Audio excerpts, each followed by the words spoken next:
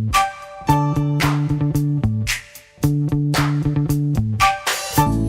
must have been an angel by my side. Something heavenly led me to you. Look at the sky. Bem-vindos a mais uma edição aqui entre nós, hoje no Baleias, no restaurante do Centro de Artes e Espetáculos, do CAI, com os comentadores do costume, à minha direita Andreia Gouveia e à minha esquerda João Pedrosa Russo. São vários os assuntos que vamos tratar durante estes próximos minutos e é claro, como sempre, temos por base as notícias da semana do Diário As Beiras. E começamos, como não podia deixar de ser, por terça-feira, 10, neste caso, com uma notícia que tem destaque na página 10. Quem ganha com a praia é que devia, com as praias é que devia cuidar. As palavras não são minhas, são do vereador António Tavares. João Pedrosa Russo, a Câmara não tem tutela sobre as praias. Logo, também não retira receitas. No entanto, tem investimentos de cerca de 250 mil euros por ano. Mas a verdade é que foi sempre assim. Concorda com estas palavras de António Tavares, do vereador António Tavares? Eu concordo integralmente com o que ele disse. E assumo, quando eu tenho de dizer as coisas, digo. De facto, costuma dizer-se que quando quem paga a orquestra é que escolhe a música. E, neste caso, já há muitos anos se sabe que as receitas das praias não revertem a favor das autarquias. Há apenas uma receita que reverte a favor da autarquia. Por exemplo, se você tiver um bar numa praia e abrir aquele bar e tiver o seu início de atividade, aquela licença chamada licença de porta aberta, isso aí sim é sem dúvida com a autarquia. Agora, as receitas relacionadas com os apoios de praia, que aquilo está em causa, são todas da ARH, portanto, a Administração Regional do Centro. E não é uma receita pequena. A título de curiosidade, um apoio de praia completo, portanto, que implica também a concessão da praia das barracas, custa cerca de 3 mil euros por ano aos concessionários. Ou seja, uma pessoa que tenha ali um bar, eu não vou dizer nomes, mas há muitos bares, paga cerca de 3 mil euros por ano se for um apoio de praia completo. Por outro lado, se porventura fizer, imagine um evento pontual, que seja de caráter cultural ou desportivo, tem que pagar mais dinheiro, nomeadamente à Capitania do Porto. Além disso, também sabemos, por exemplo, se alguém quiser fazer um fogo de artifício ou outra coisa qualquer, também paga à Capitania. Portanto, são imensas despesas. Aqui crescem as despesas decorrentes com, por exemplo, as casas de banho, com o apoio de praia completo, tem que ter casas de banho que são públicas, as casas não têm que ser limpas, gasta-se dinheiro na limpeza e na água, e tem que pagar também o nadador Salvador. Portanto, estamos a falar de muitas despesas que aqueles concessionários... Não paga a todos os nadadores Salvadores. Não paga a todos. Os concessionários, as zonas concessionadas, quem paga aos nadadores Salvadores são os concessionários. Exato, mas muitas vezes acontece, tem estas despesas pontuais. Então, o que é que João Pedrosa Russo defende?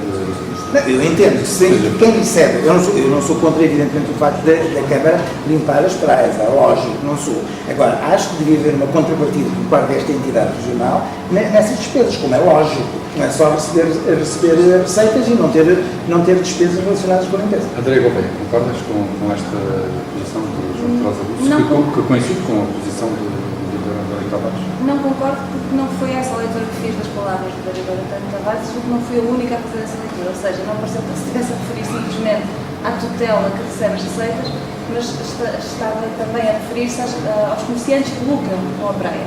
E acho que é muito difícil fazer a distinção, porque tudo na Figueira lucra com o facto da praia. Porque se as pessoas forem ao cinema por questão de férias na Figueira, é um lucro que indiretamente tem origem no facto da Figueira ter praia.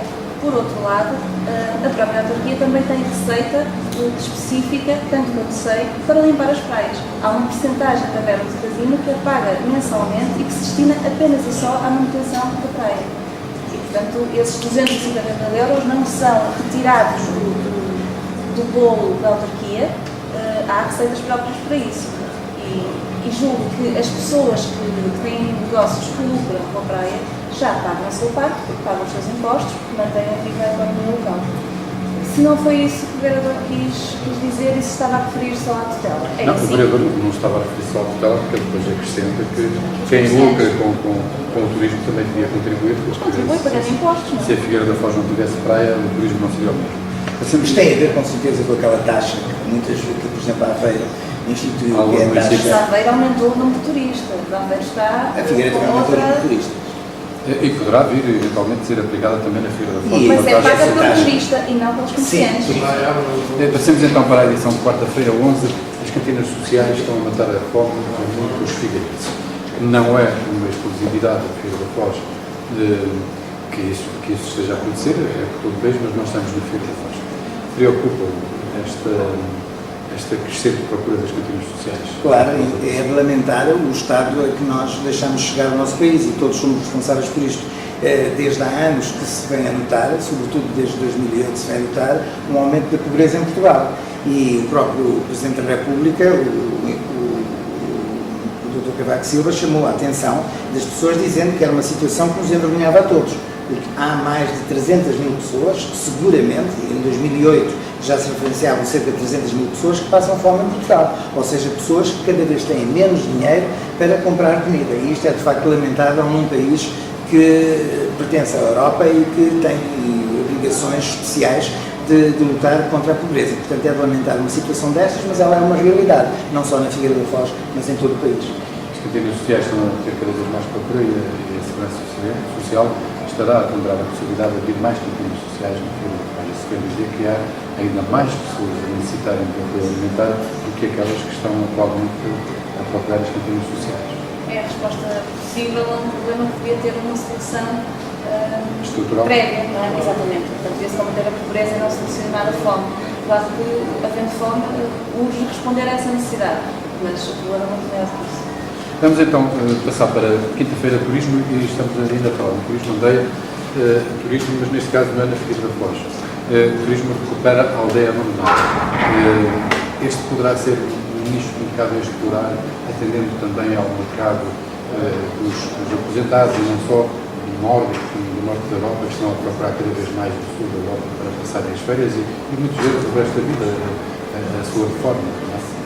Eu acho que sim, acho que é um nicho em Portugal pode vir a dar cartas se conseguir ter projetos sustentáveis, projetos arrojados, porque o nosso país realmente tem condições muito boas a nível de clima, a nível de infraestruturas que se criaram e que muitas vezes os próprios portugueses não usam, e talvez por aí se possa devolver um conjunto de vida sobretudo ao interior. João Pedrosa Luz, a Andrea acabou de falar de uma potencialidade endógena que Portugal tem para vender aos estrangeiros com dinheiro, mas depois assistimos, por outro lado, ao encerramento de serviços de proximidade. Os estrangeiros também estão habituados ao conforto e a terem uma resposta imediata, no caso dos centros de saúde, por exemplo, e outros serviços que eles pretendem ter por perto, até porque estamos a falar, na maioria dos casos, de pessoas idosas.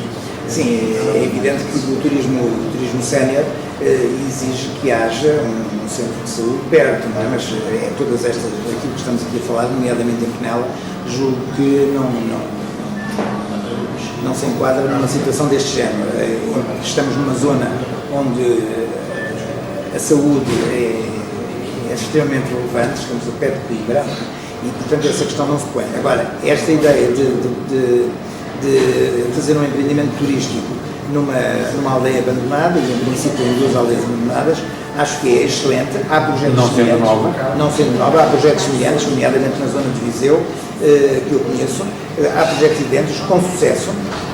Este é um turismo extremamente agradável. Agora esperemos que, e é um turismo que é apoiado inclusive pelo CRED, como aliás a notícia refere. Esperemos é que não aconteça o mesmo como aquele hotel de luxo ali na praia da Tocha, não é? Que as pessoas receberam algum dinheiro do CRED e não fizeram as obras que deveriam fazer. Julgo que isto é um projeto arrojado para fazer num ano, são 155 apartamentos turísticos, se calhar isto é excessivo, há muito dinheiro envolvido, mas o empresário está sem dúvida de parabéns. O turismo é um setor muito importante no nosso país. Portugal tem condições extraordinárias para o turismo. Basta ver que o número de turistas aumentou, não só em Portugal, mas em toda a Europa. Lisboa é uma capital acessível, os nossos preços são convidativos face aos preços que há no resto da Europa. As guerras e os problemas sociais no norte da África, nomeadamente na Tunísia e no Egito, fazem com que as pessoas fujam desses países para países como Portugal e, portanto, é salutar saber que há pessoas que pretendem investir no turismo e, sobretudo, decidindo a sua ação na recuperação de aldeias, nomeadamente aldeias históricas, como há o caso de Marialva, por exemplo, que é um projeto excelente, e nestas aldeias à volta de Penel. Parabéns ao empresário e ao salário de sucesso. Parece de uma notícia comercial, mas não é. O que isto tem em causa é a inovação e uma parceria entre uma geladaria do Rio da Foz e um centro de conhecimento, como é o Instituto Politécnico de Leiria, através da Escola de Hotelaria e Tecnologia do Mar, que criaram um gelado à base de kefir, que é um fungo local que tem muitas propriedades boas para o organismo humano, e as algas verdes também não são nada más, pelo contrário, são muito boas. Andréia, é por aqui que os empresários devem caminhar para continuarem a inovar, chamando a si centros de conhecimento? Eu julgo que sim, julgo que é vamos assim muito falar em sinergias, mas acho que é um excelente exemplo de uma sinergia que funciona. Portanto, há uma necessidade de ter produtos novos para atrair os consumidores, não é? Para que eles venham ou regressem. E há também a necessidade de explorar cientificamente novas coisas, novas aplicações para produtos que já são conhecidos. Aqui com a vantagem de que o gelado sabe bem e, neste caso, faz bem à saúde, não é? Tem cálcio, portanto, dá um ar saudável a uma questão que parecia comercial e que não é. É uma doce tentação, não é? E boa para a saúde. Ainda não provei, sim, eu não provei o gelado, mas vou de certeza. Eu já provei, é doce. E é bom. Ótimo, eu não provei o gelado ainda, mas vou provar. Agora, eu quero salientar aqui o seguinte, a Imanha é uma empresa muito conhecida, na Figueira da Foz, uma casa de gelados, que é de um homem muito conhecido, Sr. Américo Nogueira, que é um restaurante de Angola, um homem que sofreu as vicissitudes da descolonização, naquilo que ela teve de pior, e que ousou lutar. E por isso ele tem consciência de que nós não devemos parar nunca, devemos sempre inovar, devemos sempre chamar a atenção para novos produtos e por isso a Imanha, com a ajuda da Escola Superior de Turismo e Tecnologia do Mar de Peniche, portanto do Instituto Politécnico de Leiria, conseguiu conceber um gelado que com toda a certeza vai fazer a diferença aqui na Imanha. Portanto, o Sr. Américo Nogueira e a família estão de parabéns. É uma empresa já antiga, já com mais de 30 anos, mas é importante que estas pessoas, apesar de alguma idade, inovem e tenham o cuidado, como ele teve, de registrar a patente da receita. E aqui no CAI, no Centro de Artes e Espetáculos da Figueira da Foz, na passada sexta-feira, realizou-se um debate promovido pelo Diário das Beiras, com a colaboração da Figueira TV, da Foz do Modelo Rádio e do site de Notícias Figueira na Hora, com casa praticamente cheia, o grande auditório praticamente cheio, sabe. O grande auditório tem mais de 800 lugares, mas não é isso que conta. O que conta foi o debate de ideias que a assistência teve a oportunidade de presenciar e também os leitores da Figueira da Hora e quem consulta o site da Figueira TV e o Foz do Modelo Rádio. Foi o primeiro debate com os 5 candidatos, como manda a lei, aliás, com todos os candidatos. Creio que nenhum de vocês teve no debate. Eu não estive. Por isso acho que não estão. Eu li as notícias, li o jornal, li o Diário das Beiras. Então sei o suficiente. Então sabe o suficiente para poder comentar. O que é que Ora bem, os debates são sempre salutares, é evidente, as pessoas devem ser elucidadas, quem se apresenta a umas eleições deve dizer o que se propõe fazer. Agora, debates antes dos programas aparecerem, eu não aprecio muito, porque acho que... Os candidatos lançaram as linhas programáticas. Sim, também, mas eu gosto mais que apareça primeiro por escrito e depois se faça o debate a seguir. Aí o confronto é muito mais agradável. E porque depois aparecem aquelas citações vagas e imprecisas que eu detesto, porque as pessoas têm sempre tendência a dizer as coisas sem concretizar. E é preciso concretizar, e quem governa, seja quem for, seja do PS ou do PSD. Os programas, digo eu, lamentavelmente, na pele de muitos portugueses, os programas eleitorais, lamentavelmente, e ainda que sejam escritos, também nem sempre, raramente, são cumpridos. Por isso mesmo, Portanto, por isso mesmo com ou nessas sem alturas, programa, por isso mesmo nessas alturas o debate é muito mais útil. Porquê? Porque depois as pessoas podem dizer, você diz isto assim, não concretizou. Porquê é que não concretiza? Isto aqui é demasiado vago. Eu gosto mais nesse aspecto. Eu acho que as pessoas, nos dias de hoje, então, têm que ser mais concretas, porque as pessoas são cada vez mais exigentes, o cidadão é cada vez mais exigente, o cidadão de hoje não é o mesmo cidadão de há 40 anos. Hoje as pessoas são mais exigentes, são mais cultas, têm mais instrução e por isso querem saber mais em concreto. E por isso eu acho que o debate deve sempre ir a mais profundidade. As pessoas deviam ser obrigadas a dizer cada vez melhor aquilo que pretendem concretizar, que é para depois, passado 4 anos, se aferir se de facto agiram de acordo com as suas intenções ou não. Andréia, acerca do debate, o que é que leste? Já que não estiveste aqui. Ouviste? Por um lado, o que me parece é que as pessoas, mais do que estarem focadas a saber, linha a linha, o programa que cada candidato vai apresentar, eu julgo que nas autárquicas se vota muito em pessoas, e em pessoas que lideram equipas. E julgo que as pessoas apareceram para ver exatamente quem é que se apresenta e com que espírito. E pelo que li, realmente não vi, pelo que li,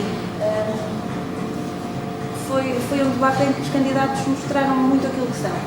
Portanto, ou seja, um candidato do PS que é cauteloso e que quer muito manter as coisas, segurar o que tem antes de se propor ir mais longe. Temos o candidato da coligação Santos Figueira que quer levar tudo à frente e quer mais inovar e promover. E, pronto, os verbos que ele utiliza são muito mais ativos, muito mais dinâmicos? Eu julgo que sim. Mas também quem está na oposição que tem poder também tem mais liberdade de proposta do que quem está no poder. Quem está no poder poderá ser confrontado, então porquê é que não fez isso? Sim, e normalmente depois quem está na oposição, se passa para o poder, tem sempre depois aquela célebre desculpa de eu não sabia que estava assim tão mal. Sim. Pensei que era possível, afinal a coisa não é assim tão fácil. E tem sido assim nos últimos anos, independentemente de quem tenha estado no poder, é sempre assim. Uma das coisas que eu achei engraçado é que, quanto a eventuais vencedores do debate, os apoiantes do PS acham que foi o candidato do PS, os apoiantes da coligação Somos Figueira acham que foi o candidato. Ganharam. Ouvi opinião muito positiva acerca da intervenção, mas eles não têm. Vamos então passar para o outro dia, que está em análise das notícias do Diário das Beiras e refere-se a segunda-feira. Pelos vistos e de acordo com os números avançados pela Capitania da Figueira da Foz, este ano os banhistas preferiram as praias vigiadas, não Rosa Russo. Temos banhistas mais conscienciosos ou temos mais praias vigiadas? Eu não sei se há mais praias vigiadas na Figueira da Foz, confesso que não sei, mas eu acho também que temos banhistas mais conscienciosos. As pessoas têm mais consciência de que devem ter cuidado, porque já houve situações graves, estou-me a lembrar no Algarve, por exemplo, por causa das arribas, em que as pessoas têm que ter cuidado e têm que respeitar os nadadores salvadores e as autoridades que superintendem naquelas zonas. Por isso, eu entendo que os banhistas têm, sem dúvida, mais cuidado. E a prova é que houve apenas 12 feridos e houve uma morte que não teve nada a ver com a água, uma circunstância perfeitamente pontual. Uma morte súbita que não teve nada a ver com a água e com o estado da praia. E portanto, acho que em termos de acidentes durante este verão, acho que a Figueira está de parabéns porque tudo correu muitíssimo bem, não houve situações anómalas e o que aconteceu está perfeitamente dentro daquilo que é normal e que é enquadrável neste tipo de situações. Os vistos também na praia, a Figueira da Foz é uma cidade segura, não é? Mas parece que sim. Comparativamente com outras esta cidades notícia surpreendeu, porque a ideia que eu sempre tive é que as pessoas procuram as praias vigiadas quando têm filhos pequenos ou então quando já têm alguma idade e com uma questão de segurança preferem. Portanto, há aquela faixa intermédia dos adultos ainda sem filhos que normalmente prefere as praias não vigiadas, até porque normalmente há mais espaço. Tem mais espaço e não se pode estender a toalha à vontade, porque não tens condicionantes com as zonas a prefiro as não vigiadas. Mas... Não estás a exercer uma boa pedagogia para quem está a ver a Figueira TV. Mas tenho imensa idade e não vou para a água assim. portanto é outra maneira O de pior é vigiar. se houver um problema não tens quem te socorra, não é? E é com este mergulho no final da época balnear que chegamos ao fim do Aqui Entre Nós. O agradeceremos em breve com o painel de sempre.